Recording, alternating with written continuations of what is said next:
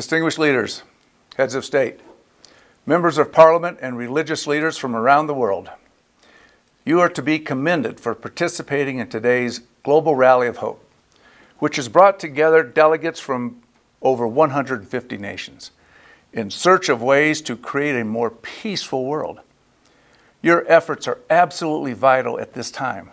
And even though we're meeting in this virtual environment, we can feel connected because we share a common heart. Thank you for being here, and thank you for the honor of speaking with you today. I especially want to commend and congratulate Dr. Moon for her leadership and the decades of service to establish peace through so many activities, like the Universal Peace Federation, which she co-founded with her late husband, the Reverend Moon. Her recent American and global speaking tours that reach millions with the theme of Peace Starts With Me are creating a narrative that the world truly needs now. They are also co-founders of the Washington Times, with which I am very familiar. I have long appreciated the good influence that the Times contributes with its reliable news and insightful commentary based on the core values of family, faith, freedom, and service. My friends, I wish to share a few thoughts with you today about coming together for peace. Look, we all want peace. The question is, how are we going to achieve it? We have a lot of violence in the world, so much dysfunction and unthinkable human suffering because of this. We know that true peace comes about when people can unite. And the best way to come together is to recognize that there are universal values that can serve as a compass setting for everyone. I know this is one of the key pillars of UPF, along with interdependence and mutual prosperity. And I applaud you all for shining the light on universal values that all people can share. Consider the value of our families. Family is so important. Your mother, your father, your brothers and sisters, extended family, aunts, uncles, friends. Family's everything. You see family in your neighborhoods. You see it at your place of worship. Today, especially through our technology and communications, we can see right here a global family striving for peace, decency, compassion, and human flourishing. That's why I support one of the main themes of UPF, that we are one family under God. That's a positive and powerful message. How important is faith? I've always cherished the words in America's Declaration of Independence, that we were endowed by our Creator with the rights of life, liberty, and the pursuit of happiness.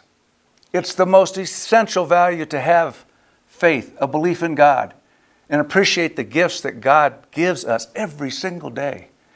In times of challenge and turmoil like today, it's a good thing for us to call upon the Almighty to guide us forward. Think about the sacred value of freedom. Freedom is the core value that makes everything work. Freedom is liberty. Without freedom, human beings cannot reach their true potential.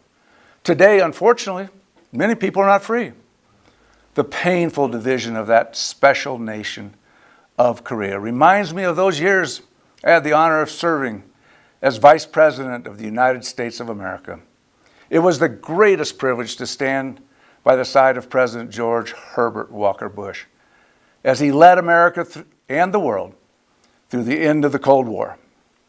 President Bush was known for his decency, wisdom, and total commitment to service. Think of it. This was a global conflict with atomic weapons that lasted 45 years and could have destroyed us all. I remember that momentous day when the Berlin Wall came down, like it was yesterday. Our national leadership never expected the change to happen so fast and so peacefully. The Cold War ended without a shot being fired because peace-loving free nations pulled together with a profound commitment to freedom and human dignity bestowed upon us from our Creator for all people, including all Russians and others who were now free from communism. My friends, it's my solemn hope and prayer that we will witness a similar transformation on the Korean Peninsula in our lifetimes. I saw it before, and I believe it can happen again. Through diplomacy and all nations working together, we can bring a peaceful resolution to Korea.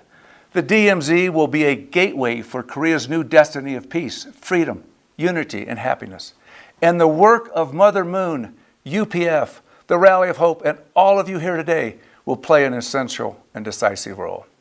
And finally, let's think about service. Service to your family. Service to your place of worship, your community, your country. Service like this Rally for Peace. Service creates a positive ripple effect that can change people's lives. That's why I've always counseled young men and women to get into public service, because we need good young people who want to make a difference and create a brighter future.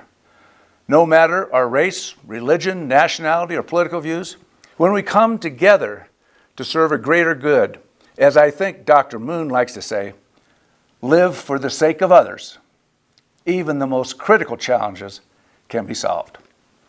In closing, as we go forward from this Rally of Hope, let us uphold the profound value of our families, our faith, our freedom, and living a life of service. This is the best way that we can achieve lasting peace, and it shows how we can honor God's gift of freedom for all people in every nation. I'm delighted to be a small part of this noble cause. Let us encourage one another to move forward and build a new movement for peace aligned with our Creator.